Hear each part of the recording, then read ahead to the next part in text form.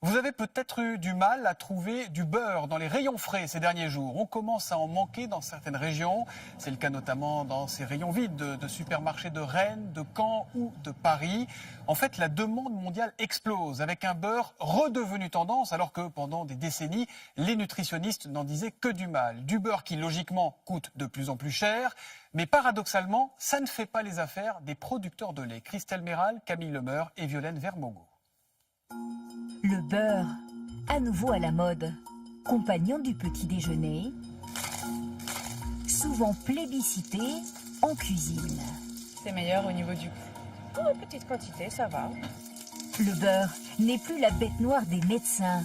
Riche en vitamines A, B et C, il n'est plus accusé de favoriser ni le cholestérol, ni les maladies cardiovasculaires. J'étais avant passée au beurre allégé ou à la margarine et je suis revenue au beurre naturel, 100% naturel.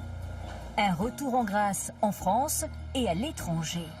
Réhabilité aux États-Unis depuis que le Time attitré mangeait du beurre. Succès aussi en Chine et au Japon. Résultat, une consommation en hausse de 5% en un an dans le monde. Désormais, son prix s'envole. Qui en profite? Pourquoi le prix du lait, lui, reste bas? Notre enquête commence chez un fabricant de beurre haut de gamme dans le Poitou. Pour produire ces plaquettes, il faut 24 heures. Au départ, le lait arrive en citerne. Transféré ensuite dans cette écrémeuse, elle permet d'extraire la crème du reste du lait. Donc cette crème a beaucoup de valeur.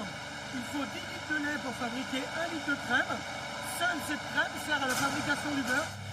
La crème est ensuite battue, asséchée dans cette baratte pendant 2h30, ce qui la transforme en beurre. Un or jaune très demandé. Conséquence, sur le marché mondial, le prix explose, plus 170% en un an. Alors, les fabricants de beurre sont-ils toujours gagnants? Petit retour en arrière. Pour faire du beurre, sur 10 litres de lait, seul 1 litre de crème est utilisé. Reste à écouler le lait écrémé. Problème, il est transformé en fromage, yaourt, moins demandé que le beurre, et réduit en poudre de lait largement excédentaire sur le marché. C'est ce qui fait chuter le prix du lait. Donc on gagne d'un côté avec le beurre, on le perd sur ce lait écrémé. Les plus pénalisés sont les éleveurs laitiers. Luc Boniver a 90 vaches près de Poitiers. Il vend son lait 33 centimes le litre, pas suffisant pour en vivre. Le seul revenu, c'est le RSA aujourd'hui qui est là tous les mois et heureusement qu'on l'a, voilà. Donc, mais ce n'est pas une fierté en personne d'avoir un revenu de la sorte en travaillant tous les jours. Voilà. Un éleveur révolté, le beurre au plus haut et son lait qui reste bas. C'est vraiment une incompréhension totale. On n'arrive pas à comprendre pourquoi est-ce que les organismes qui nous achètent, qui revendent, y arrivent et pas nous. Voilà, c'est vraiment pas normal. Autre perdant, ceux qui achètent du beurre industriel. Son prix suit la flambée des cours mondiaux, une hausse subie de plein fouet par les boulangers. Au début d'année, on était sur 5,10, 5,20 le kilo et qu'on se retrouve à l'heure actuelle à 8,80 le kilo. Sur un mois, on arrive à une facture alourdie de 900 € de plus.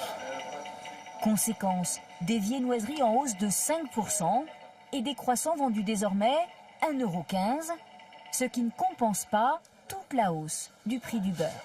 On ne peut pas vraiment répercuter une augmentation lourde qui alourdirait la facture du client et ça, on ne voulait pas. Donc vous reniez sur vos marges? On renie sur nos marges.